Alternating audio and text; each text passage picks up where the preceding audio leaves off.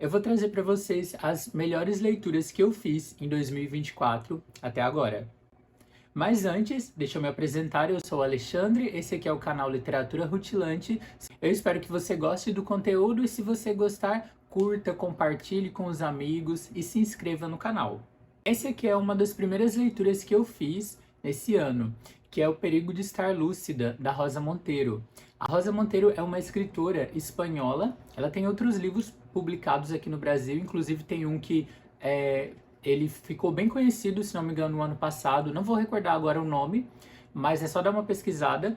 Mas o que chamou a minha atenção para fazer a leitura desse livro aqui, O Perigo de Estar Lúcida, foi a relação que vai fazer entre a criatividade e os problemas mentais, como ansiedade, por exemplo, e outros transtornos mentais. E ela vai relacionar isso com artistas, com escritores conhecidos como Virginia Woolf, como Clarice Lispector, como Emily Dickinson e como vários outros escritores, e mostrar como esses escritores, eles, ao mesmo tempo que deixaram pra gente verdadeiras obras literárias, eles também sofriam ali com os seus próprios demônios.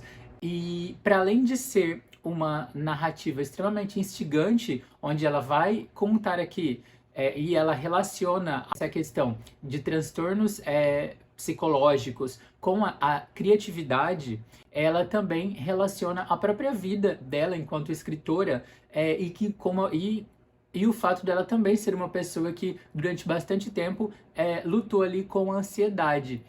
E por isso mesmo a sensação que a gente tem quando a gente está tendo uma crise de ansiedade, por exemplo, em que a gente sente que a gente está perdendo a lucidez, ela traz aqui um relato dela, um relato pessoal que ela teve ali com uma outra pessoa que se fazia passar por ela. E aí a própria escritora, em entrevistas, ela disse que nem tudo é verdade, tem muita ficção, mas que ela não faz questão nenhuma de esclarecer o que é ficção e o que aconteceu de verdade. E aí é interessante porque isso também entra nesse jogo da lucidez e do que acontece ali quando você tem algum tipo de transtorno. Ela trata aqui o tema de uma forma literária, então não é a ideia de você ler isso aqui pensando que você vai encontrar aqui todo um tratado de saúde mental. Não, a ideia não é essa. Eu gostei muito da leitura, ele imediatamente se tornou um dos meus livros preferidos. Outra leitura que eu fiz logo também no início do ano foi dessa coletânea aqui de contos de assombro, que ela sai pela editora Carambaia. Essa edição aqui é a edição Acervo, é a coleção Acervo deles, que é uma coleção onde os livros eles costumam ser bem mais baratos do que os livros de capa dura, mas o conteúdo dos livros é o mesmo. O que chamou a minha atenção nesse livro aqui foi, primeiro, que a seleção de contos não é uma seleção que você normalmente encontra em livros que tratam o assombro, o terror, enfim, o suspense.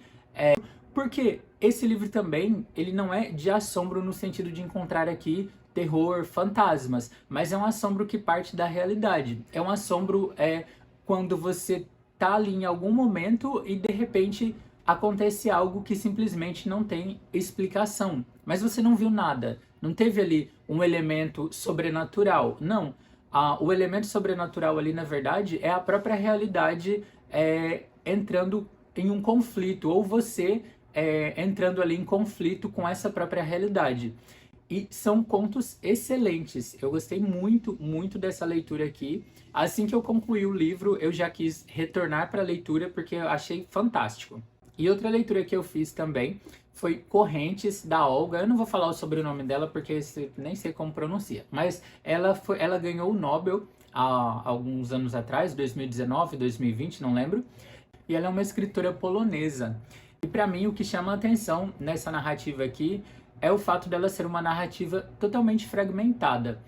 Você pode encarar esse livro aqui como um romance, onde você tem uma narradora que está viajando por partes da Europa, principalmente, e ela vai contando ali, escolhendo relatos, principalmente em aeroportos, em museus, onde ela nunca está em um mesmo lugar durante muito tempo. Então, essas narrativas, esses textos, alguns deles são bem curtos, alguns são um pouco mais extensos. De modo geral, eles tratam ali, por exemplo, de um encontro que ela teve com alguma pessoa, ou então de uma visita que ela está fazendo num museu, ou então da experiência de estar esperando um avião num aeroporto, ou ainda a experiência de estar assistindo TV num quarto de hotel, enfim. E são narrativas que, como eu falei, você pode unir todas elas, encarar como um romance escrito de uma forma fragmentária, mas você pode também abrir e você pode ler como se fossem contos, porque ainda assim você consegue ler dessa forma. E muitas vezes os textos aqui eles trazem um estranhamento, tanto um estranhamento por parte de quem está narrando a história, quanto um estranhamento a partir de quem lê. E isso é interessante porque em vários momentos aqui parece, sabe quando você tá vendo algo na internet, algum vídeo na internet, ou que não tem absolutamente relação nenhuma com a sua vida, e você tá vendo aquilo ali, você simplesmente caiu naquilo ali? E os textos aqui, eles têm muita relação também com o corpo humano, com partes do nosso corpo, inclusive. Então, ela, por exemplo, ela vai visitar museus onde ela vê ali pedaços, partes do corpo humano expostas. Você pode encarar como um romance, pode encarar como um livro de contos, enfim, pode encarar como um livro que é um relato de viagem também. É difícil você definir, encaixar ele aqui em algum tipo de gênero. O que eu posso dizer é que a leitura é bem instigante. E outro livro que eu li esse ano também, e que entrou imediatamente para os meus favoritos da vida, foi Ciranda de Pedra, da Lígia Fagundes Telles. Foi o primeiro romance da Lígia que eu li. Eu tinha lido antes alguns contos e, enfim, aqui a gente vai acompanhar a história da Virgínia e a narrativa aqui, ela sempre segue o ponto de vista da Virgínia. Num primeiro momento, quando ela é criança, e depois numa segunda parte do livro, quando é adulta. A Virgínia, ela vive com a mãe, só que os pais dela são separados. Então ela mora com a mãe, ela não mora mais na casa onde ela viveu ali durante um bom tempo. Então, em vários momentos do livro, você tem a Virgínia lembrando de fatos que aconteciam naquela casa anterior, mas você também tem a Virgínia enquanto criança na outra casa, já com a mãe e o padrasto. E aí a mãe dela, inclusive, está passando por uma doença e envolve ali questões mentais também. E como essa narrativa ela é contada do ponto de vista da Virgínia e começa com ela criança, o que a gente vai ter vão ser os fragmentos da infância, os fragmentos de uma criança. E aí o livro ele vai cada vez mais se envolvendo em mistério. Só que os mistérios eles não estão só na fantasia da nas memórias fragmentares da criança. Eles estão também nos próprios relacionamentos que envolvem esse círculo familiar. E depois, quando a Virgínia cresce e a Virgínia vai estudar, na segunda parte do livro ela vai voltar para essa casa onde ela viveu um tempo quando ela era criança, né? Quando ela morava com o pai e com a mãe antes deles se divorciarem. E aí ela vai reencontrar primos, ela vai reencontrar ali uma série de pessoas e ela vai tentar encaixar as memórias dela da infância com os relacionamentos que eles têm ali já na vida adulta. E isso também não é fácil, porque o mistério dos personagens, ele permanece. E além disso, de novo, como a gente só tem o ponto de vista da Virgínia, você não consegue chegar ou determinar ali quais são todos os tipos de relação que aquele grupo ele possui entre si. É fantástico. Imagina um conto da Lígia Fagundes Telles, que é um conto que em 2 páginas ela consegue trazer uma série de mistérios e envolver o leitor, e instigar a gente e deixar a gente ali embasbacado com tudo que ela conseguiu fazer em tão pouco tempo. Pronto, ela consegue fazer isso num romance e é fantástico, fantástico mesmo. Inclusive, para mim, uma das melhores partes do romance é uma festa, onde os personagens eles se reúnem pela primeira vez lá depois de adultos. Essa festa, a forma como ela escreve, a forma como essa festa é descrita aqui nesse livro, pode ser considerado assim um ponto alto da literatura em língua portuguesa, de tão bom. Então fica a minha recomendação também. E outra leitura também que entrou para os meus livros favoritos foi essa aqui, que é a Lavoura Arcaica.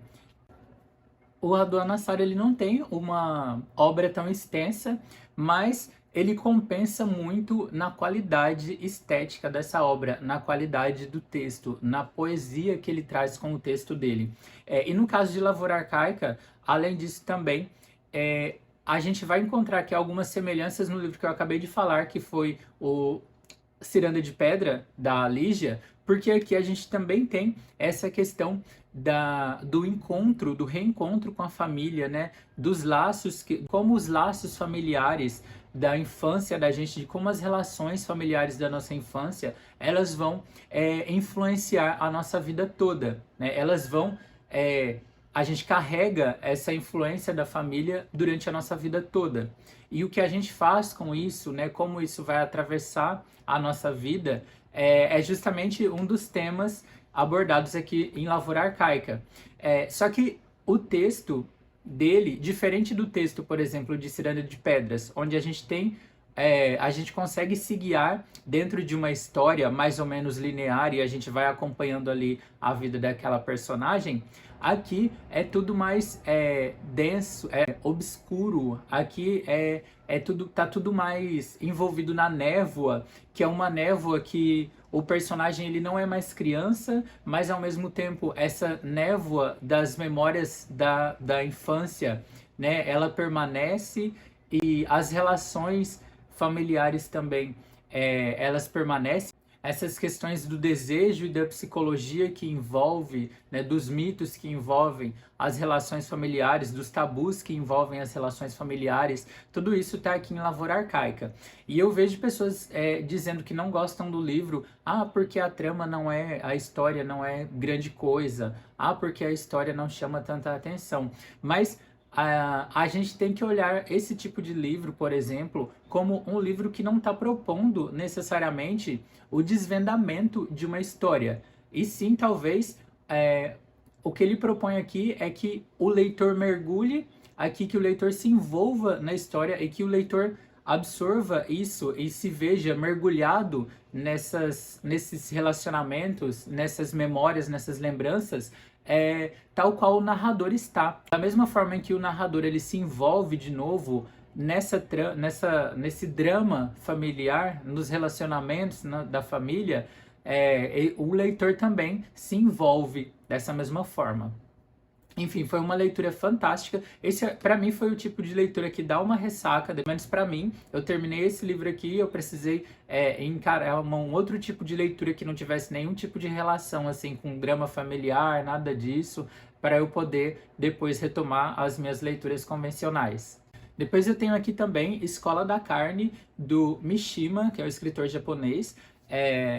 Esse livro aqui, ele se passa no período de transição do Japão, da Segunda Guerra Mundial, quando o Japão perdeu a Segunda Guerra Mundial. Então, o Japão, ele era ali um grande império, né, uma potência na época, mas aí quando o Japão perde a Segunda Guerra Mundial, o Japão ele é dominado, então, pelos Estados Unidos, e com essa dominação norte-americana vem também uma imposição de uma cultura norte-americana, de uma cultura ocidental que é totalmente diferente da cultura japonesa da época. E aqui a gente tem primeiro o Mishima, o Yukio Mishima, que é um escritor extremamente nacionalista, que é um escritor que preza muito pelas tradições japonesas, escrevendo um romance onde a personagem principal é beneficiada por essa entrada norte-americana no país e por toda a transformação que essa entrada norte-americana, que essa entrada ocidental vai causar no país. Então é muito interessante aqui a gente acompanhar o que está acontecendo com essa personagem principal e quais são os tipos de relacionamentos que ela tem aqui, como ela se envolve com outras pessoas, amigas, com o amante dela, o jogo de interesse aqui dos personagens, de como se beneficiar dessa transformação que está acontecendo no país, se beneficiar financeiramente, se beneficiar também romanticamente, enfim, é um excelente livro, eu gostei muito também dessa leitura aqui. E por último, Suave é a Noite, do F. Scott Fitzgerald. Esse livro aqui é considerado um dos melhores romances do Fitzgerald. Dizem que ele tem muitos traços autobiográficos aqui. O casal principal, o Dick e a Nicole, dizem que eles foram inspirados diretamente no relacionamento do Fitzgerald com a Zelda. Inclusive, existe um outro livro,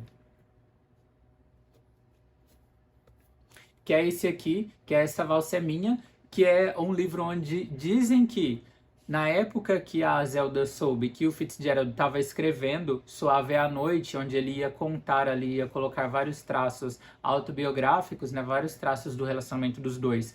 No livro, ela quis escrever aqui Essa Valsa é Minha. Na época, ela estava internada por problemas psiquiátricos, e aí ela quis escrever então esse livro, só que no final quem foi o editor desse livro aqui, então o manuscrito foi entregue para o próprio Fitzgerald, então ele foi publicado com edição do Fitzgerald. Então a gente não sabe exatamente qual foi o livro de fato escrito pela Zelda. O que a gente tem aqui na verdade é o que restou, ou melhor, o que ficou a partir da edição que o Fitzgerald fez dessa história aqui. Mas voltando para Suave é a Noite, aqui a gente acompanha então um casal, como eu falei, é o Dick e a Nicole.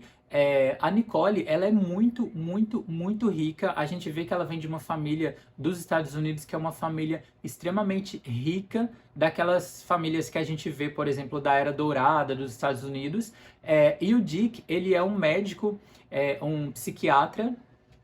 E ele é um psiquiatra ali que ele não é rico, ele vem ali de uma família de classe média. E quando eles se casam, pela quantidade de dinheiro que a Nicole tem e pelos problemas também que a Nicole tem, ele acaba abandonando a medicina e ele vai viver, os dois vão viver então viajando, principalmente pela Europa. Claro que essa ideia de que ele abandona porque ela é rica e porque ela tem alguns problemas, né? Inclusive, a Nicole, ela era uma paciente dele, eles se apaixonam e aí eles se casam. Só que existe todo um conflito de interesses, né? Existe aqui toda uma narrativa envolvida no interesse do Dick, por exemplo, no dinheiro da Nicole, na influência da família dela. Ao mesmo tempo, isso fica... em contrapartida, existe a tensão também de que a Nicole se envolveu com ele, porque a Nicole também tem ali todo um jogo justamente por esse poder que ela tem, por essa influência que ela tem todo ali também um jogo onde você não sabe quem está manipulando quem está sendo manipulado, a própria narrativa está sendo manipulada, pode estar sendo manipulada também para levantar um ou outro ponto de vista do leitor. E tudo isso é extremamente instigante. E sem contar os personagens que ficam orbitando ali ao redor do casal, porque eles eram um casal muito influente. E aí, isso sim, são traços autobiográficos, porque o Fitzgerald e a Zelda eram extremamente influentes na época dos dois, né? Eles eram ali o casal, ou o casalzinho mais influente da época, do período deles. Então aí eles também tinham ali várias pessoas orbitando ao redor deles, né? Vários personagens interessantes também. Então essas são coincidências. A questão também dos problemas psicológicos que a Nicole tem pode ser relacionado também aos problemas da Zelda. O alcoolismo também do personagem principal pode ser ali um traço biográfico também em relação ao Fitzgerald, que também tinha problemas com álcool. Mas fato é que, independente dos traços autobiográficos, esse aqui é um livraço mesmo, daqueles que também, onde a leitura não se esgota, onde você pode ler, reler e reler. De quebra fica também a indicação de Esta Valsa é Minha. Eu confesso que eu comecei, mas eu não terminei, porque eu ainda estava muito envolvido no universo de Suave à Noite, e eu senti que como eu estava muito envolvido ainda no livro anterior, eu ia ser muito influenciado por ele lendo esse aqui. Porque eu tava o tempo todo durante a leitura fazendo comparações. E aí eu falei, não, eu vou deixar e vou ler em outro momento. Então esse aqui fica como indicação, mas eu não concluí a leitura, tá? Bom, pessoal, essas foram as minhas melhores leituras de 2024 até agora. E vocês, quais livros vocês leram? O que vocês estão lendo? Lembrando sempre que mais importante do que a quantidade de livros que você leu é a relação que você teve com essa leitura. Se você se foi uma leitura que te trouxe prazer, se foi uma leitura que te instigou, se foi uma experiência para você que foi gostosa. Essa é a ideia da leitura que eu tento trazer aqui, que eu vou tentar trazer aqui para vocês, sempre com indicação de livros que sejam livros instigantes. Não significa que a história do livro vai ser uma história feliz, vai ser uma história erótica, vai ser uma história ali. Não, o que eu quero dizer é que eu quero trazer sempre para vocês aqui livros que instigam a leitura e que dão prazer para o leitor. Bom, é isso, pessoal. Como eu disse, caso vocês gostem do conteúdo, se inscrevam no canal, curtam esse vídeo, compartilhem esse vídeo também, comentem aqui as leituras que vocês estão fazendo esse ano. E é isso, tchau!